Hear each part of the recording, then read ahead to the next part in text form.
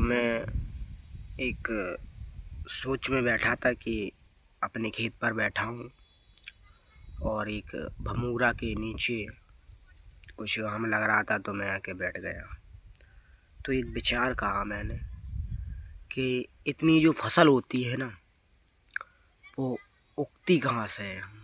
आप लोग सोचोगे कि वो बीज होते हैं, वो बोए जाते हैं। वो बोए तो जाते हैं, जो उसको उगा सके वो इस फसल को दाना दे सके।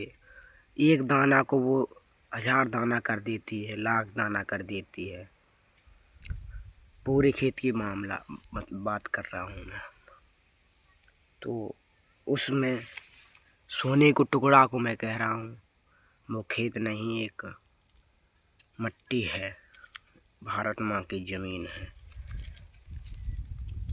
उस टुकड़े से मैं कह रहा हूँ कि एक टुकड़ा दिखा रहा हूँ सोने का। उससे तुम कुछ भी कर सकती हो, कुछ भी उगा कर के पा सकती हो। सच में मैं आपको उससे मिलवाता हूँ। ये एक आपको मामूली लग रहा होगा, मतलब ये सोना से कम नहीं। अगर सोच कर देखो तो एक फसल जो यहाँ पर डली हुई है दूर दूर तक, सिर्फ इसने उगाई है, इसने पेट पाला है। आज जितने भी धरती पे लोग हैं, सिर्फ अनाज पेशिया किया जाता है। हमारे यहाँ कहीं कहीं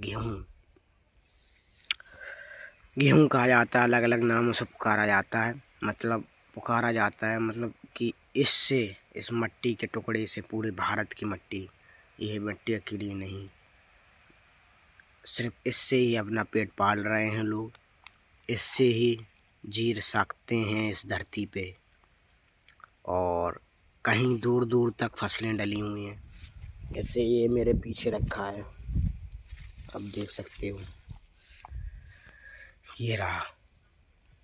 ये एक दाना से कितने भी दाना इसमें लगे हुए हैं। सिर्फ ये मट्टी की ताकत है, मट्टी को कम नहीं समझना। मट्टी ही ने आपको जिया रखा है अभी तक।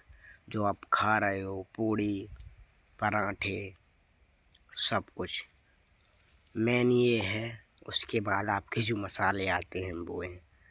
मेन ये होता, मसाले भी कहीं ना कहीं उगाए जाते हैं, आपको पता होगा, पीस करके आपके घर पे आते हैं। मतलब मैं तो इसकी शक्ति मानता हूँ, यही है तो सब कुछ है।